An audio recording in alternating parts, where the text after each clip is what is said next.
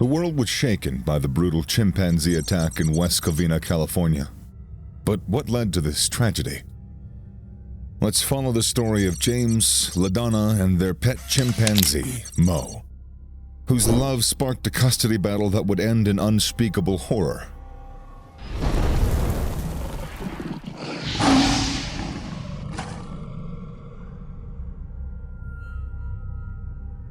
Imagine you're in West Covina, California during the 1960s. The sun is shining brightly, and you can feel the warm breeze as you walk down the street. The sound of classic cars fills the air as you see St. James and LaDonna Davis, two lovers walking hand in hand. St. James was a tall, well-built man who had a passion for building hot rods and vehicles, while LaDonna was a beautiful blonde known for her kindness. They lived blissfully in this idyllic town during that era. And while we're at it, do you believe in love that knows no boundaries? Well, the story of James and LaDonna Davis might just be the most heartwarming and captivating love story that you're ever gonna hear. It's a story of love, resilience, and unexpected twists and turns that'll make you appreciate the beauty of true love. James and LaDonna's love story is one that many people would dream of having. They met when they were in college, and James was immediately smitten with LaDonna's charm, her intelligence, and beauty.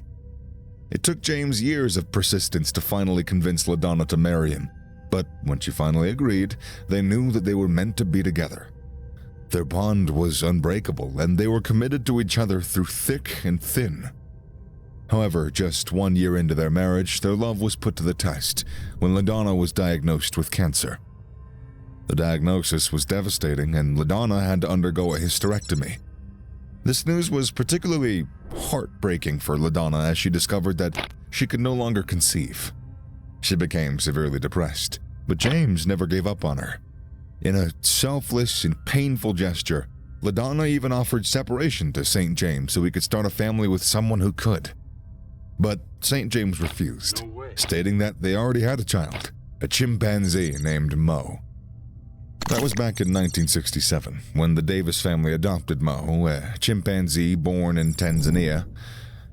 Mo's mother was killed by poachers when he was only a day old, and the Davis couple, who didn't have any children of their own, took him and raised him as their own. Mo quickly became a member of the family and lived with them in their home, where he wore clothes, was toilet-trained, and even took showers. Mo was so close to the family that he even participated at their wedding, acting as both their flower thrower and best man. Mo was more than just a pet to them. The Davis couple never saw Mo as just an animal, but as a son, a sibling, and as a best friend to them both. Mo was a cherished member of the family, and they loved him dearly. He even learned to communicate with them through sign language. For many years, everything was fine. But in 1977, when Mo was 10 years old, he bit a woman, injuring her finger. Although the case was dismissed, this event marked the beginning of a series of unfortunate events that would eventually lead to tragedy. As Mo grew older and bigger, he became harder to handle. The Davises kept him in a 10-foot by 12-foot enclosure, but it was clear that this wasn't enough space for a fully grown chimp. On August 16th of 1998, Mo escaped from his cage. The Davises asserted that Mo was scared due to an electric shock that happened while his enclosure was being fixed, but when Mo was out of his cage, he was a danger to everyone around him. Local police were called, and several officers were required to restrain Mo. While resisting capture, Mo managed to dent a police vehicle and mauled a police officer's hand. The police officer needed medical care and later rehabilitation, which ended up costing $250,000. This incident was a wake-up call to the dangers of keeping wild animals as pets. Despite this incident, the Davises fought to keep Mo in their home. They loved him and they couldn't bear the thought of losing him. However, keeping a wild animal like Mo was a risk to everyone around. In 1999, a visitor came to see Mo, and the Davises claimed that they warned the woman not to attempt to approach Mo's cage, but she extended her hand into his cage. Mo bit her, and the woman sued. The Davises settled the lawsuit, but in 2003, West Covina officials seized Mo and relocated him to an animal sanctuary. Although the Davises visited Mo regularly at the animal sanctuary, tragedy struck on March 3rd of 2005. It was supposed to be a joyous occasion. The Davises had made the trip to Animal Haven Ranch to celebrate Mo's 39th birthday. They were excited to see their beloved chimpanzee and bring him presents. They had no idea that they would be fighting for their lives.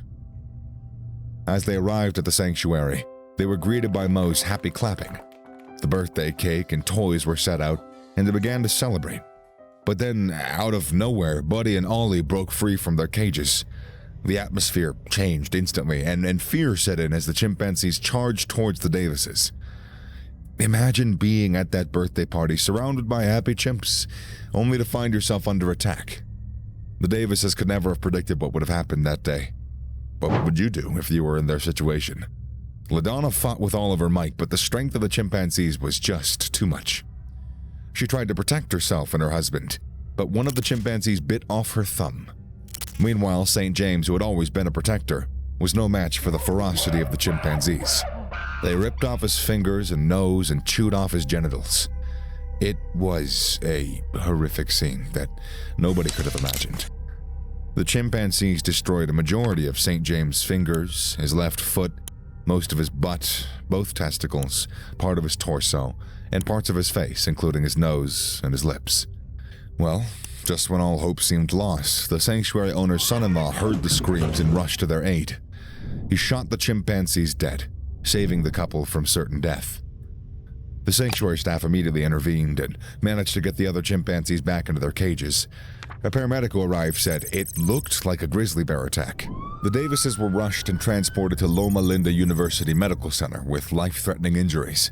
They'd spent months recovering from their injuries, undergoing multiple surgeries and skin grafts.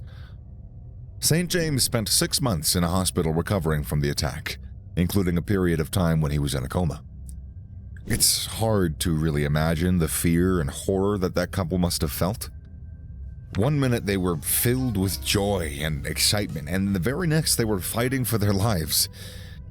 It's a good reminder that even the most seemingly docile of animals can be incredibly dangerous, and that we should always exercise caution when in their presence. St. James, who was 62 at the time of the attack, was released from a medically induced coma after a few weeks and started a slow recovery. Between 2005 and 2009, St. James Davis underwent over 60 surgeries. He had almost lost all of his fingers and toes and requires 24-hour care. The attack on St. James and LaDonna raises questions about the ethics of keeping wild animals as pets. While it's true that some primates can form close bonds with humans, they're still wild animals with unpredictable behavior. Experts warn against keeping primates as pets as they require specialized care, training, and a suitable environment to thrive. In the case of Mo, he was removed from his natural habitat and forced to live in a domestic environment that wasn't well suited to his needs. As he matured, his behavior became unpredictable, and the consequences were devastating. The Davises' story is a tragic reminder of the dangers of, again, keeping wild animals as pets. While their love for Mo was admirable, it ultimately resulted in a horrific tragedy that could have been avoided if Mo was allowed to live in his natural habitat.